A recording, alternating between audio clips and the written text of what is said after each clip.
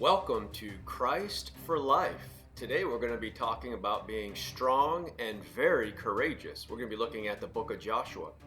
You know, the other day in my quiet time, as I was reading through Joshua, it struck me that when God was speaking about Joshua and the Israelites conquering the promised land, which is a battle waged physically, he told them to be strong and courageous. But when he was referring to following his statutes, that is the spiritual battle that's waged in the heart, the mind, and the spirit, he told him to be strong and very courageous. And I wanted to look at that today because it was an interesting thought that the battles we face physically, we need to be courageous for. But the battles you face spiritually, following the Lord's statutes, now those battles you need to be very courageous for. So let's take a look in Joshua 1, 6 through 9. Be strong and courageous, for you will distribute the land I swore to the fathers to give them as an inheritance.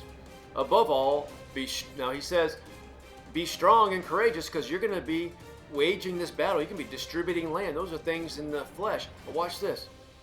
Above all, this is verse 7.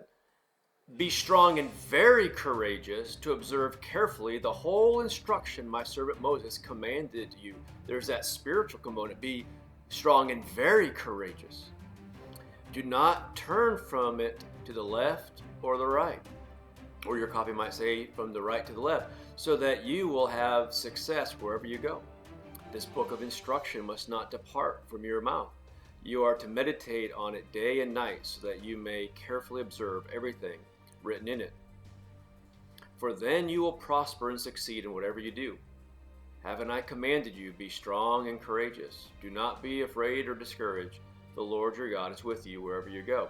And then there's that bookend. He's saying, well, I'm going to be with you wherever you go. There's that physical component as you enter the promised land, and be strong and courageous.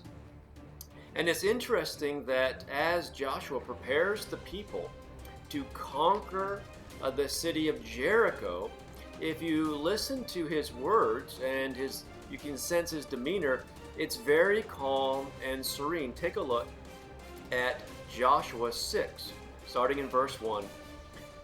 Now Jericho was strongly fortified because of the Israelites, no one leaving or entering. The Lord said to Joshua, look, I have handed Jericho, its king, and its best soldiers over to you. March around the city with all the men of war, circling the city one time. Do this for 6 days. Have 7 priests carry 7 ram's horn trumpets in front of the ark. But on the 7th day, march around the city 7 times, while the priests blow the trumpets. When there is a prolonged blast of the horn, and you hear its sound, have all the troops give a mighty shout. Then the city wall will collapse, and the troops will advance, each man straight ahead. So Joshua, son of Nun, summoned the priests and said to them, take up the ark of the covenant and have 7 priests carry 7 trumpets in front of the ark of the Lord. He said to the troops, move forward, march around the city, and have the armed men go ahead of the ark of the Lord. Clearly, it's a physical battle, and Joshua needs to be strong and courageous. And he is. It's a very calm, serene order that he's giving. His demeanor is perfectly calm. And he's giving his men instructions. They're going to be waging a battle. Look, it was still a situation requiring courage. But then when Achan sinned against the Lord, now this is that battle in the spirit, Joshua's demeanor changes. After returning to Joshua, they reported to him, this is after the Israelites tried to conquer the city of Ai. So after returning to Joshua, they reported to him, this is Joshua 7, verse 3 and following. Don't send all the people, but send about 2,000 or 3,000 men to attack Ai, since the people of Ai are so few. Don't wear out all our people there. Then watch this. In verse 5, the men of Ai struck down about 36 of them and chased them from outside the city gate to the quarry, striking them down on the descent. As a result, the people lost heart. Then watch his demeanor now. Joshua's demeanor changed. Then Joshua tore his clothes and fell face down to the ground before the ark of the Lord until evening, as did the elders of Israel. They all put dust on their heads. O Lord, Joshua said, Why did you ever bring these people across the Jordan to hand us over to the Amorites for our destruction? If only we had been content to remain on the other side of the Jordan. What can I say, Lord, now that Israel has turned its back and run from its enemies? And so all of a sudden it changes, because he knows there's a spiritual battle that they're losing right now. And all of a sudden the angst and the stress, you can sense it in his words. But listen to God's reply in verse 10 of Joshua 7. The Lord then said to Joshua, stand up. Don't you love that? Stand up. Why have you fallen face down? Israel has sinned. There's that spiritual battle. No wonder God said, be strong and courageous when you fight physically, but be strong and very courageous when you fight spiritually. Then, of course, Joshua takes Achan and he talks to him and he says, so Joshua said to Achan, my son, give glory to the Lord, the God of Israel, and make a confession to him. I urge you, tell me what you have done. Don't hide anything from me.